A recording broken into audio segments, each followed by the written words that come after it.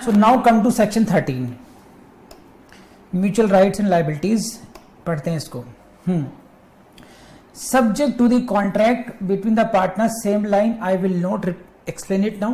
A partner is not entitled, please P4 please यहीं लिख, note को गोल कर लीजिएगा, not entitled to receive remuneration for taking part in the conduct of the business. यहीं से question prelims में आएगा. नवदीप मैडम नाम लिख लीजिएगा, मेरा नाम बदल दीजिएगा कि नहीं आया. देखिए नहीं आएगा तो आएगा ही आएगा, हरियाणा में नहीं आएगा तो कहीं और आएगा, आएगा जरूर. Which out of the following is not the right of the partner? निम्नलिखित में से कौन सा एक अधिकार नहीं है? तो राइट टू रिसीव रिम्यूनरेशन अधिकार नहीं है आपका. रिम्यूनरेशन का मतलब होता है सैलरी लेना, कमीशन लेना, वो अधिकार नहीं है. राइट आपका राइट क्या है? राइट टू शेयर प्रॉफिट्स है. It is specifically said no partner, a partner is not entitled to receive remuneration. Remuneration के लिए अलाउड नहीं है आप ये. हाँ लेकिन सब्जेक्ट टू कॉन्ट्रैक्ट है. ये हो सकता है, देखिए board, these are the partners A, B, C, D. These are the partners. As per this, none of the partners is entitled to receive the remuneration. ये तो एक बात हुई. लेकिन subject to contract का मतलब ये हुआ कि by a contract they can decide A, B will receive 10K, B की will receive 20K as remuneration also. तो they can decide accordingly as well. लेकिन जनरल रूल ये है as a matter of right claim नहीं कर सकते हैं unless there is a contract to the contrary. कोई कॉन्ट्रैक्ट कर रखा है इस संबंध में आपने स्पेशली, तब आप रिम्यूनरेशन क्लेम करेंगे. अगर क्वेश्चन आ जाए कि whether he is a right to receive remuneration और not, yes he has no right to take or receive remuneration because they are entitled to share what profits. वो profit share करने के लिए बिजनेस कर रहे हैं, रिम्यूनरेशन के लिए नहीं कर रहे हैं. लेकिन they are free to decide as per their contract their remuneration also. वो अलग बात हो गई. Got it? यहीं से क्वेश्चन आएगा. Again right to share profits, ये राइट है, this is the right. Question आता है which out of the following. देखिए क्वेश्चन कैसे आते हैं. Which out of the following is a right, which out of the following is not right, which out of the following is a general duty.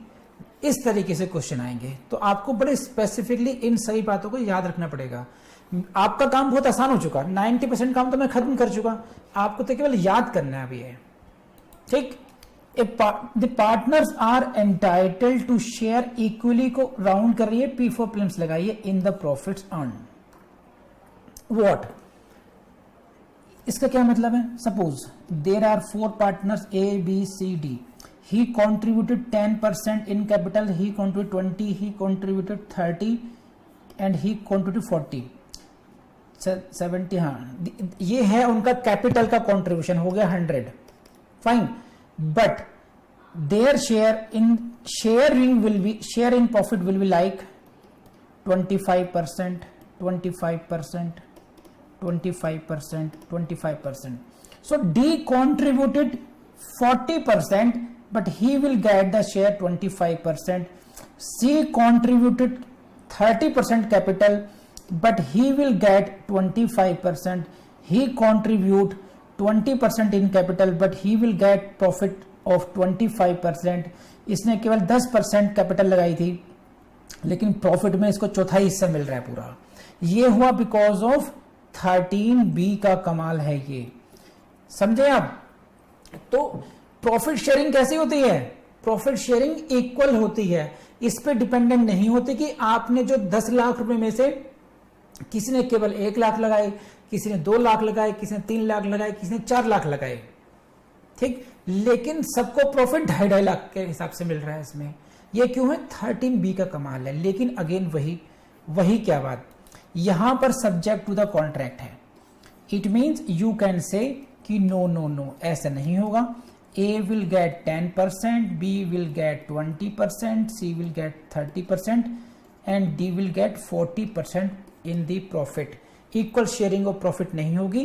We are contracting to this. We are हम लोग sharing of profit भी उसी proportion में करेंगे, उसी ratio में करेंगे जिस रेशो में हम लोगों ने कैपिटल को कंट्रीब्यूट किया है। तो वो आपने डिसाइड किया स्पेशली। अगर आपने कॉन्ट्रैक्ट वैसा नहीं किया होता then you will have to share the profits equally and also losses equally. और यहीं से क्वेश्चन आएगा, टेक्निकल क्वेश्चन बना देंगे आपके कि partners contributed in different proportions, जो कैपिटल कॉन्ट्रीब्यूशन है वो डिफरेंट परसेंटेज में है, तो what will be the percentage of share? तो अकॉर्डिंग टू देयर कैपिटल और equal, answer is equal unless otherwise agreed by the contract. बोलो हाँ है ना। And shall contribute equally to the losses sustained by the firm, ये मैं समझा चुका आपको। Now section 13 is right to interest on capital advances. पढ़ते हैं क्या है, देखिए 13C, where a partner is entitled to interest on the capital subscribed by him, such interest shall be payable out of only out of the profits before prelims. देखिए पहली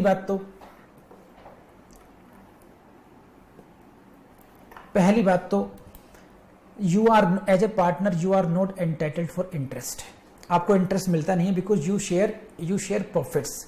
लेकिन ये कह रहे हैं where partner is entitled to interest, अगर उसको interest मिलना भी है then it shall be paid only out of the profits. और यहीं से क्वेश्चन प्रीलिम्स में आता है कि जो इंटरेस्ट की पेमेंट कहां से होगी, प्रॉफिट्स में से होगी, उसके अदर एक्सपेंसेस में उसको इंक्लूड नहीं करेंगे। It shall be out of the profits only.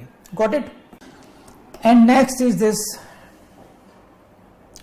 This is again a partner making any payment or advance beyond the amount of capital and he is doing this for the purpose of business. So suppose I have agreed to subscribe ₹1,000, मुझे केवल 1,000 रुपए देने थे, but now I am paying ₹10,000. तो you can say I am making payment or advance beyond the amount of capital I have agreed to subscribe. मैंने agree कितना किया था 1,000. Now I am paying 10,000. So it is beyond the agreed capital. Got it or not? So this is the case when a partner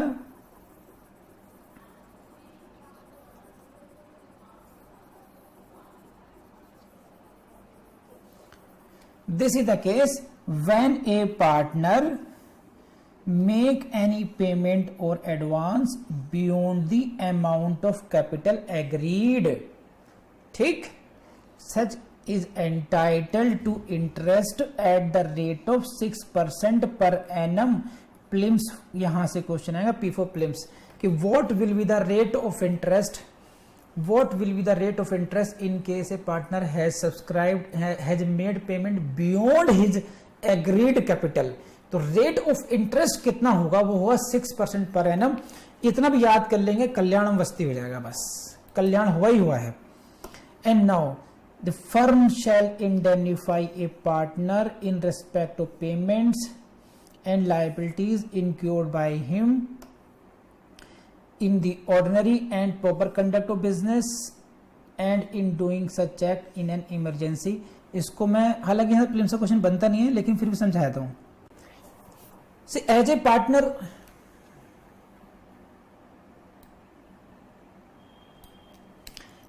partner you may do some act in the ordinary and proper conduct of the business, number 1.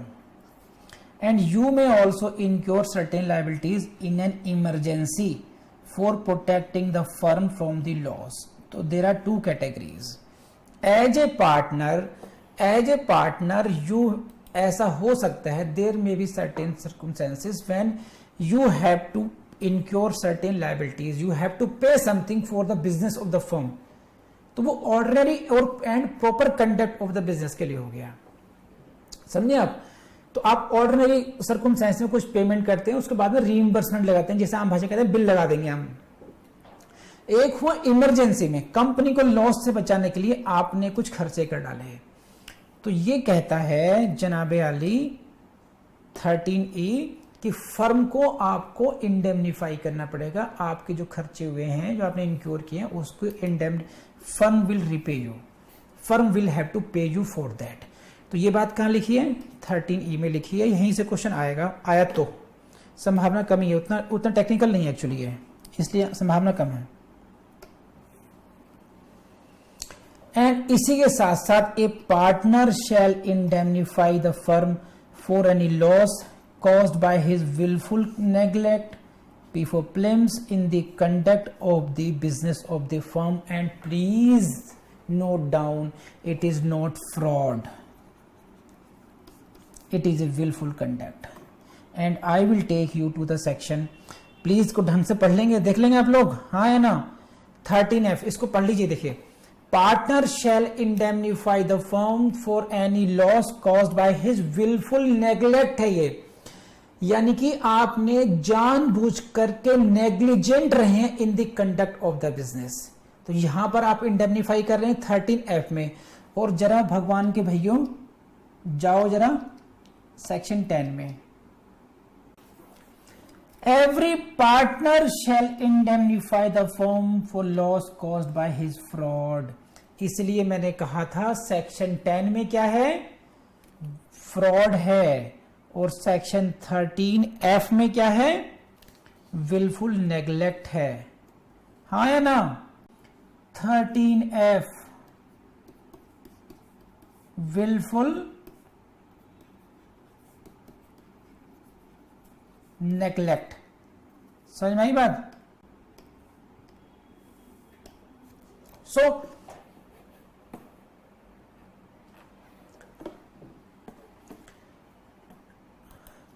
अब तो भूल जाएंगे, अब तो confuse रहेंगे ना कि 10 के आंसर को 13F में ले जाएंगे, 13 के आंसर को 10 में लेकर आएंगे और फेल पे गाल पे थप्पड़ मारते हुए आएंगे वहां से, ओ सर ने बताया था 10 का डिफरेंस था, 13F में कुछ अलग था, सर ने पॉइंट आउट भी कराया था, P4 प्लेन से लिखवाया था, हमारी मती मारी गई थी, ऐसे करके आएंगे एग्जाम से। अगर ऐसा नहीं करना है तो दिमाग में 10 बार खाते पीते सोते बैठते उठते नहाते धोते वॉशरूम जाते पेस्ट करते हुए हर समय दिमाग में 10 और 13F घूमना चाहिए, जब तक ये बहुत क्लियर ना हो जाए आप लोगों को। ये आपको बहुत परेशान करेगा, I am telling you. Wilful neglect की वजह से लॉस होता है, उसके लिए भी इंडेमनीफाई करना पड़ेगा आपको, और फ्रॉड की वजह से भी नेग्लेक्ट होता है, उस लॉस होता है, उसके लिए भी इंडेमनीफाई करना पड़ेगा, बट सेक्शंस डिफरेंट हैं, ठीक है। वहां पर है section 10 for fraud, 13F for wilful neglect in the conduct of the business. अब आप समझ गए होंगे मेरे ख्याल से। नाउ 14, सेक्शन 14, इसके तो कहने ही क्या, इसके बिना तो पार्टनरशिप पे से क्वेश्चन पेपर बन ही नहीं सकता, समझे। The property of the firm, which section deals with the property of the firm. P4 prelims लगाइए, पहला ही क्वेश्चन भाग के पकड़िए इसको, देखो ये भागा क्वेश्चन यहां से निकला, पकड़ो उसको फटाफट, ये भागा प्रॉपर्टी ऑफ द फर्म, पकड़ लिया। चलिए P4 प्रीलिम्स, अब आ जाइए सब्जेक्ट टू द कॉन्ट्रैक्ट, ये है ही है, इसे पढ़ते हैं। The property of the firm includes, property of the firm, this is section 14 says what amounts to property of the firm. Firm की प्रॉपर्टी में व्हाट विल बी इंक्लूडेड, क्या क्या आता है, किस किस को आप इंक्लूड करेंगे। Very simple but very technical question यहां से आएगा। पहला क्वेश्चन सबसे टॉप मोस्ट देखता हूं, गुडविल आएगा या नहीं आएगा। Goodwill of the business is comes into the property of the firm. यहां से क्वेश्चन तो यहीं से आएगा। पहला क्वेश्चन आएगा प्रॉपर्टी ऑफ द फर्म, कौन सा सेक्शन है, 14 है। सेकंड क्वेश्चन आता है गुडविल ऑफ द बिजनेस, ये तो हुए बिल्कुल एकदम फर्स्ट टॉप 10 में जो आएंगे। अब थोड़ा घुस के पढ़ते हैं जहां से और क्वेश्चन बन सकते हैं। This is includes all property blah blah originally brought into the stock and acquired, दो हो गई। तो this is the property first which was originally brought into the stock of the firm। जब आपने बिजनेस शुरू किया था that was included, आपने उससे मान लीजिए अक्षिता मैडम जो है डेयरी का काम करना चाहती है ना, डेयरी की फर्म है इनकी, बिजनेस पार्टनरशिप फर्म है, तो मान लीजिए नवदीप मैडम ने 10 गाय लेकर के आई, तो that is the originally brought into stock हो गया, है ना। सोनम सिंगल 10-20 भेड़ लेकर के आई हैं, तो that is the originally stock हो गया, ये सब हो गया। तो कुछ कंट्रीब्यूट अक्षिता ने कुछ 10-20 लाख रुपए कैश लेकर के आई हैं, that is originally brought stock.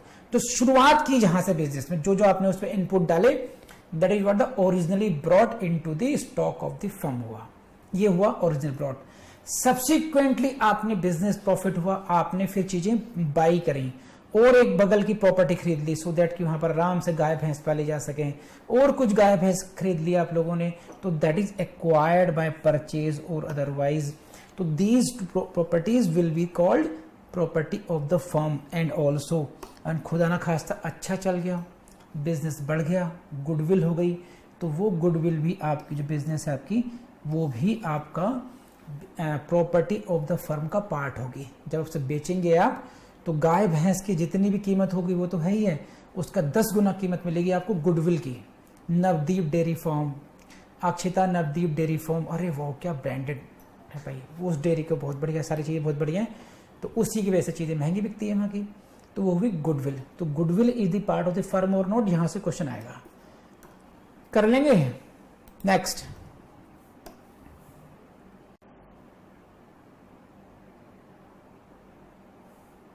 Fifteen,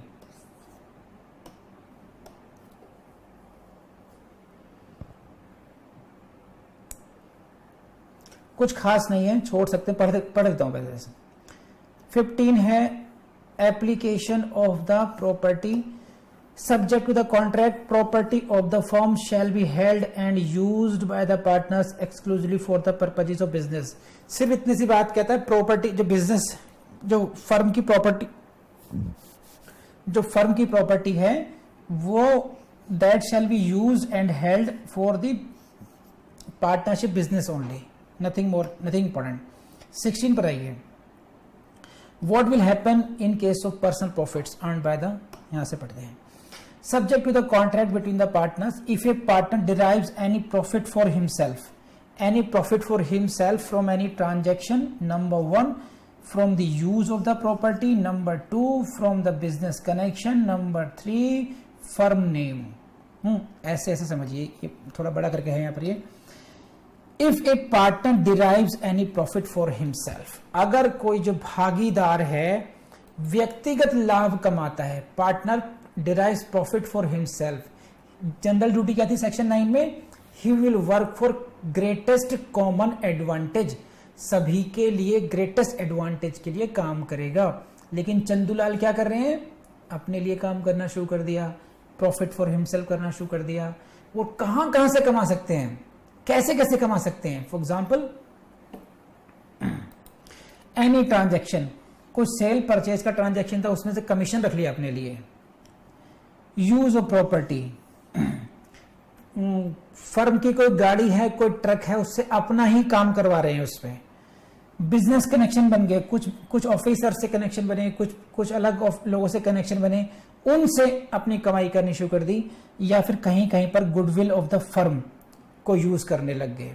तो कहीं से भी he is driving the profit for himself, then उनको क्या करना पड़ेगा चंदूलाल को, he shall account that profit, उसको बताना पड़ेगा कितना प्रॉफिट हुआ है, and then pay it to the firm, firm को उसे लौटाना होगा, फर्म को उसकी पेमेंट करनी होगी। समझे आप। Next is what, if a partner carries on any business of the same nature and competing with that of the firm, ठीक। तब क्या होगा, यहां पे कौन सिचुएशन हो गई कि आप वही बिजनेस कर रहे हैं और फर्म के बिजनेस से कंपीट करने वाला बिजनेस कर रहे हैं, and in that case he shall account for and pay all profits made by him in that business. उस बिजनेस से उसको जो भी प्रॉफिट्स होंगे वो सारे प्रॉफिट्स का हिसाब देना पड़ेगा फर्म को, और उनको पेमेंट भी करनी पड़ेगी। And this is the last section 17, rights and duties of the partners। जरा इसको गौर से देखिए, सेक्शन 17 की rights and duties of the partners, ये हेडिंग हुई सेक्शन 17 की। 9 है जनरल ड्यूटीज, ठीक, एंड 11 था determination of right and duties by contract. So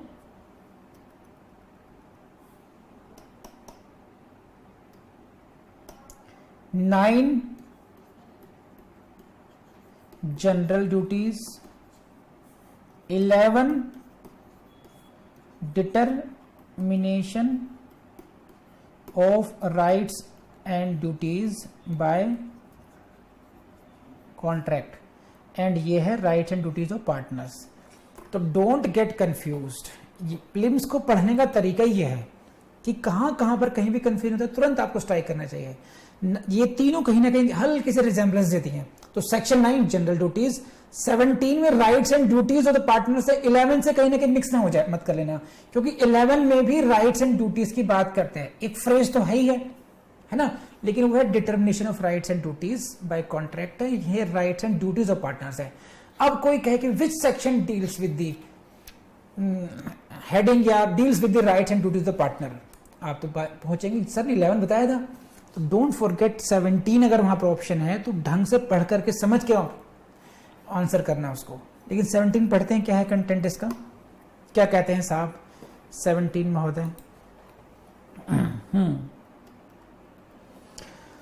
after a change in the firm, C ओ ये है सब्जेक्ट टू द कॉन्ट्रैक्ट, वही है. After a change in the firm where a change occurs, ये important है, where a change occurs in the constitution of the firm. समझे? तो ये जो rights and duties of the partners है, ये अधूरा नाम है, ये होना चाहिए after reconstitution, after change, effect of change है ये, इफेक्ट ऑफ चेंज. समझे?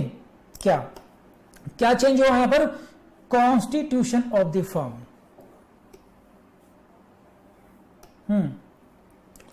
Effect of change in the firm.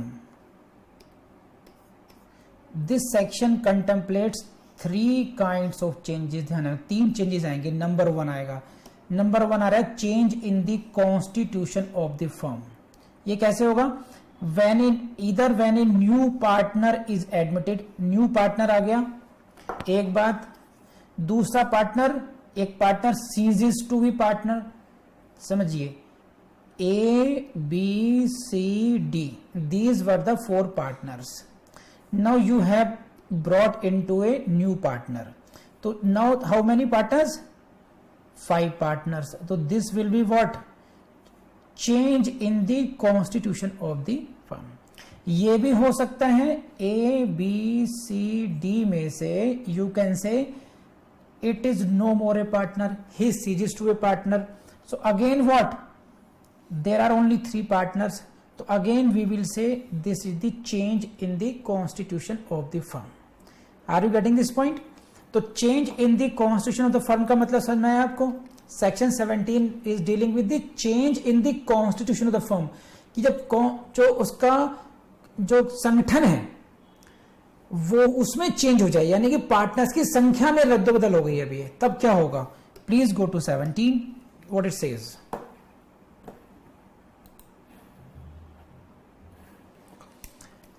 Where a change occurs in the constitution of the firm, mutual R&Ds, rights and duties of the partner remain the same, वही की वही रहती हैं as they were immediately before the change, as far as may be.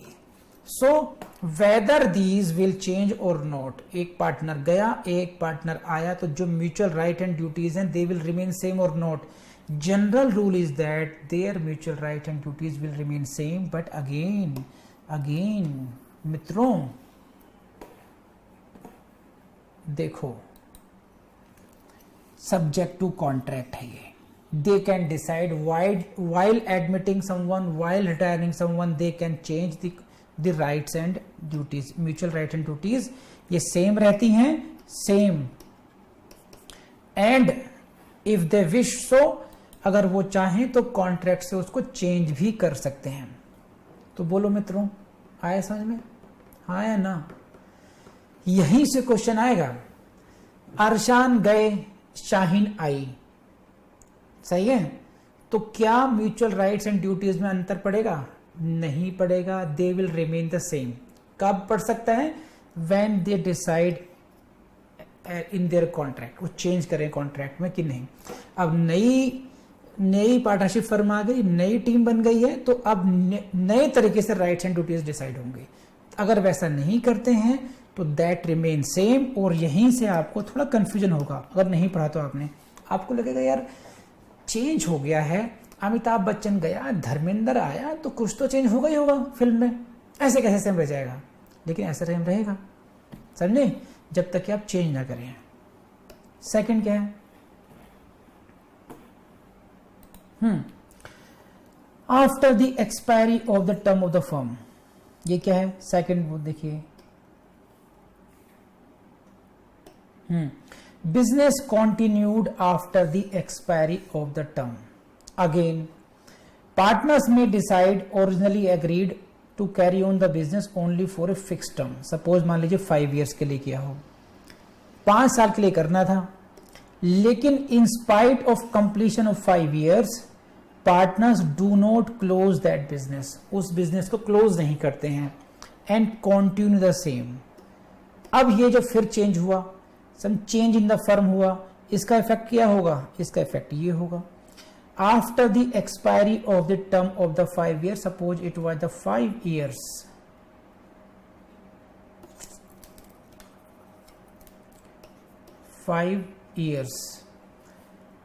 Where firm constituted for a fix term, 5 years fix term के लिए थी, but continues business after expiry that firm, again mutual R&D, mutual right and duties remain the same, है ना। तो their mutual rights and duties remain same as they were before, लेकिन एक ही है बात, as far as they may be consistent with the incident of partnership at will. Now क्योंकि ये हम सेक्शन 7 में पढ़ चुके हैं, section 7 Indian partnership act, What was this? Section 7 में था पार्टनरशिप एट विल, जिस पार्टनरशिप की कोई टाइम फिक्स ना हो। अब यहाँ पहले 7 years था, 5 years था, फिक्स था, लेकिन उसके बाद में भी कंटिन्यू करा। तो अब जो ये पार्टनरशिप है दैट है change into partnership at will. Now rules of the partnership at will be applicable upon this, इतना हो जाएगा। Otherwise their rights and duties will remain same, उनकी जो प्रॉफिट शेयरिंग है, उनके जो अदर राइट्स हैं, वो सब सेम रहेंगे, लेकिन पार्टनरशिप एट विल वाले रूल अप्लाई हो जाएंगे, यानी कि उसका डिसोल्यूशन, उसका retirement as per partnership will के तरीके से होगा, फिर बस इतना अंतर पड़ जाएगा। एंड थर्ड चेंज क्या है यहाँ पर? ये थर्ड चेंज और देख लीजिए आप, अल्लाह के फजल से ये है carrying out additional undertakings. Undertaker नहीं, वो मत समझ लेना, body builder. A firm may have been constituted to carry out one or more adventures or undertakings. हम क्या करेंगे? हम ठेला लगाएंगे, हम छोले भटूरे बेचेंगे, ठीक, ये पहले आपका काम ये था पहले। अब आप कह रहे हैं ना ना ना ना, सब्सिक्वेंटली अब हम क्या करेंगे? अब हम 5 star होटल चलाएंगे। तो now this is the change in your undertaking, carry out undertaking etcetera. तो इसको डील करता है आपका 17 का C, where firm constituted carry out one or more adventures or undertakings, carries out other adventures, अन्य को लिखते हैं। तो again there mutual R&D are same as those in respect of original adventure. So जनाबे आली, ये 3 चेंजेस हुए, आपके टर्म में चेंज हो गया, आपके बिजनेस में चेंज हो गया, और आपका कॉन्स्टिट्यूशन में चेंज हो गया, पार्टनर गया है। इन तीनों में ही रिजल्ट है same, mutual rights and duties remain same unless changed by the contract. Contract में चेंज करेंगे तभी चेंज होगा, otherwise it remains the same. ये बात कहाँ कही गई है? ये बात कही गई है सेक्शन 17 इंडियन पार्टनरशिप एक्ट। तो यहां से ये क्वेश्चन आपके बनते हैं। ठीक है, तो मुझे ऐसा लगता है कि प्रीलिम्स के क्वेश्चंस अगर आपने इतने कर लिए तो उतने पर्याप्त हैं जितने कि आप अपना ये एग्जाम बीट कर सकते हो। यहां से किसी को कुछ समझ में नहीं आया तो मुझसे पूछ लें अभी।